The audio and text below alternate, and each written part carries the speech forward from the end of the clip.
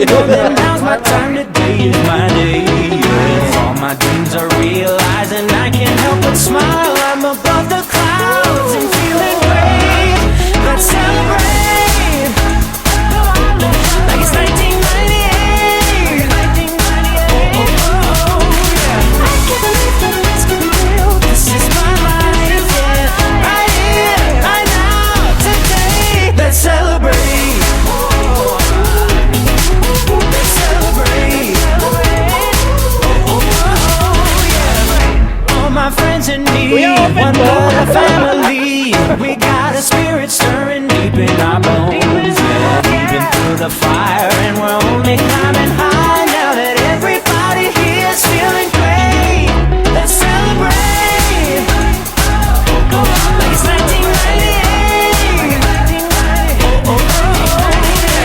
can't believe that it's gonna be real. This is my life, yeah. Right here, right now, today. Let's celebrate. Let's celebrate. Let's celebrate. Let's celebrate.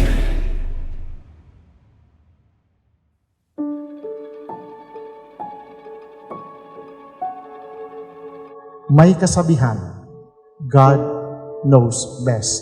Kahit hindi natin nauunawaan. Paul, regalo sa iyo ng Diyos si Krista.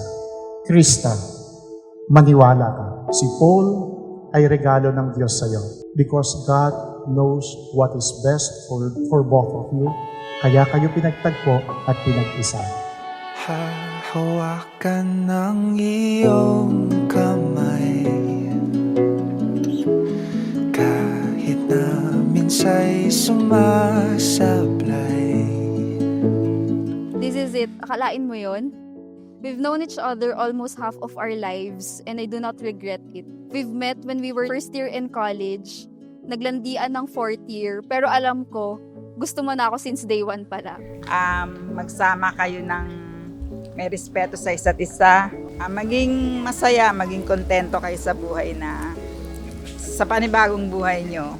Nandito lang kami ni Papa at ni Mama. Nandito lang kami lagi para sa inyo. At sana di ka mangamba,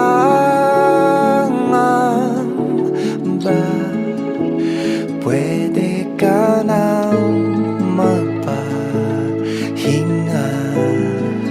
Di ka nag-iisa. Salamat sa pag-intindi, salamat sa pag-aalaga, salamat sa pasensya, salamat sa pagmamahal mo sa akin. At syempre, thank you kay Lord dahil ikaw ang kaharap ko ngayong araw. Buti talaga nakapasta ka sa pupset. Kung hindi mo ako makikilala.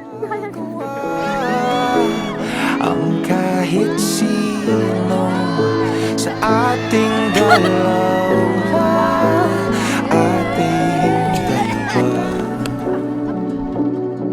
Thank you for letting me live a comfortable life for 33 years and ngayon, I am very happy to say na okay kami ni Paul and na we are ready for this. So maraming salamat sa respect tsaka love and support niyo sa amin ni John Paul. So yun lang. Thank you Mama tsaka Papa. Thank you talaga. Di ka nag-iisa, di ako mawawala hanggang sa dulo ng walang hanggan. Huwag kang mag-alala, walang magagawa ang kahit sino sa ating dalawa. Di ka nag-iisa, di ako mawawala hanggang sa dulo ng walang hanggan. Huwag kang mag-alala. Krista May, did you come here of your own free will to bind yourself forever in the love and service of your husband? Yes, Father. John Paul, did you come here of your own free will to bind yourself forever in the love and service of your wife? Yes, Father. With this wedding, I think parang ano lang siya, part lang talaga siya ng chapter namin. It's not something na parang different. Parang it's something na we really expected. Leo tsaka Capricorn. Tapos ito, airplane. Symbolize yung travel. Tapos ito, yung logo ng PUP. Tapos yung obelisk. Hindi kasi syempre for 12 years and 6 months. Diba sobrang tagal kasi. So, ang daming challenges. What if wag na lang? Sabi ko nga, if hindi ikaw, wag na lang. I couldn't think or imagine if there's a guy out there that would understand and love me as much as you. For 12 years and 6 months, our relationship has been a roller coaster ride, literal. It was not easy, but despite yung mga challenges, lahat ng away and what ifs natin, I really believe that God planned us. Lagi talaga tayong binabalik ni Lord sa isa't isa.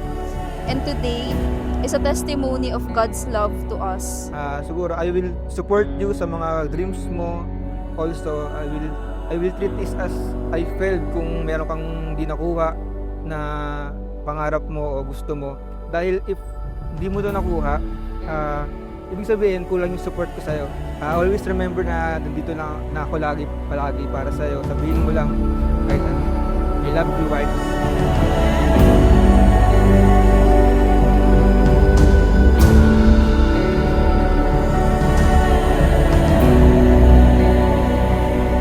I vow to be your partner always, your best friend, your Netflix buddy, and your biggest supporter and cheerer. I love you, B. I am excited to build and win life with you. Thank you. It is my honor and privilege to introduce to you, for the first time as husband and wife, please make some noise for Mr. and Mrs. Paul and Krista Alberto!